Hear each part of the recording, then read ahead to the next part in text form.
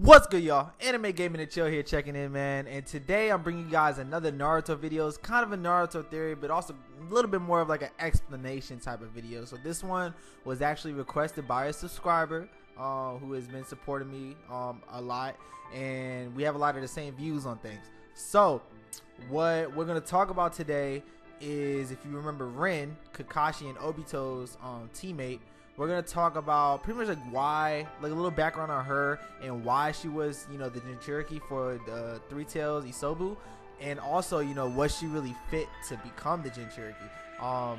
So before we get into it, make sure you hit that subscribe button, like the video if you like the video, share it with an anime head, and we're going to get into it, alright? So let's talk about Rin. Now, I'm not going to say that she wasn't extremely talented, because obviously, you know, she grew up in the time of, like, Kakashi's era was in that era of war still, and the ninjas had to grow up fast. Once it got to Naruto's era, it was a little bit softer, and that's why I respect the other eras, like before theirs. I respected it a lot more because that generation grew up in war, you know, and they had to, you know, become powerful ninjas fast. So for example, like Kakashi became a Jonin, I think he was like 10 or 11 years old. He was already at freaking Jonin level. I think it was 11. If you know the exact age, put it in the comment section. But Kakashi's team was very talented. Rin, for example, she was a Chunin by age 11, which, I mean, to me, that's actually pretty good. And if you don't know, she became the Three-Tailed Jinchuriki, but it wasn't really on purpose or because it was her. It was more so a plot to destroy the Hidden Leaf Village. So, and Madara actually set all this up. It's kind of funny. This might be a big spoiler alert if you're not into the, you know, way into shipping it. I already been finished it. So, it was all an elaborate scheme set up by Madara pretty much to destroy the village. So, pretty much he hoaxed the Hidden Mist Village into putting Isobu, the Three Tails, into Rin. Pretty much they kidnapped her, put it in the Rin, and then they were taking her. They were gonna give her back to the village. And what they did was they put a forbidden individual curse tag on her. And what pretty much what that does is, when they made it so that it was gonna trigger when she got back to the village, and Isobu was going to be released and it was going to destroy the village. So that's really what the plan was, and that's why she became the Jinchuriki. It wasn't really because she had exceptional talent or a high chakra level or whatever. No, it wasn't really anything about that. It was just, you know, just a plan to destroy the village.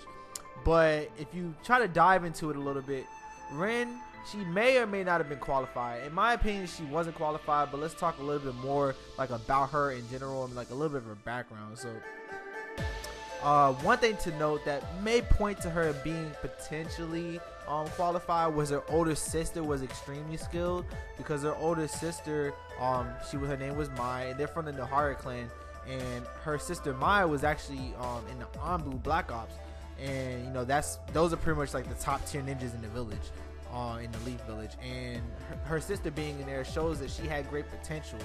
And Rin still died when she was really young. So that's really something to realize too. She probably had a lot of potential, but I still don't think that it really qualified her to be the Jinchuriki. And the reason is, let's talk about Jinchurikis first.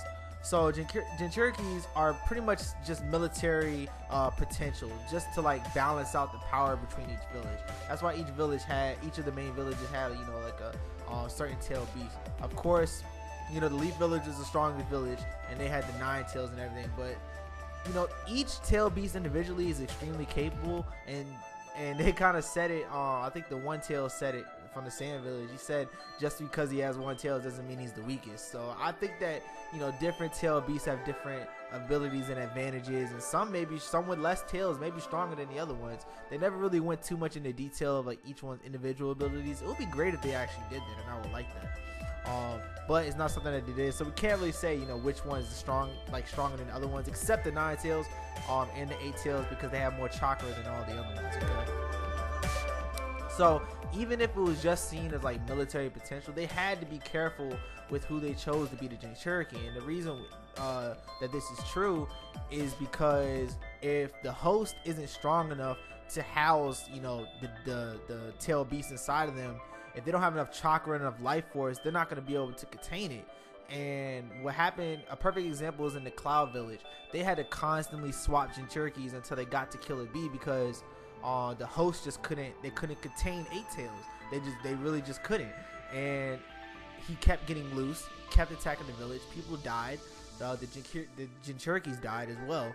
And it's really a matter of, you know, your chakra, your strength, and just like life force and everything. So they had to be careful with who they chose. So to say that someone like ran at such a young age and it wasn't too much emphasis on her being an exceptional ninja, I don't think that she was qualified. Maybe if it was someone like Kakashi at a young age, because he became a Jonin at a very young age, and he, you know, he eventually becomes Hokage, and he is probably one of the strongest ninjas, period.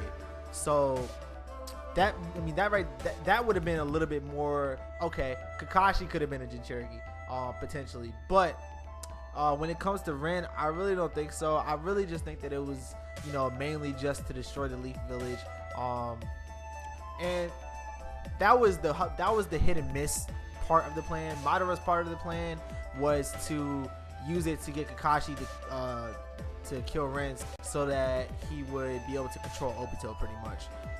So that was really Madara's plan, but the hit and miss was trying to, you know, destroy the village and everything. So in my opinion, even without the seal that they put in her, I think that Isobu would have broke out, probably would have killed her in the process, and there would have been all kinds of issues, man. So that's kind of like my thoughts on that and what I think when it comes to Ren being the Three-Tails Jinchuriki.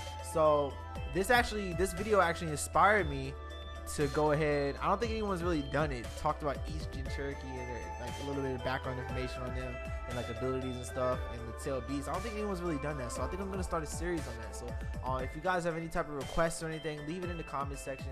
Let me know what you think about this new series that I'm gonna do. I'm kind of excited to get back to it, and I'm gonna focus on a lot of Naruto content. So this went on a little longer than I wanted to, but I hope you liked the video. Don't forget to like it, hit that subscribe button, and I'm out of here, man.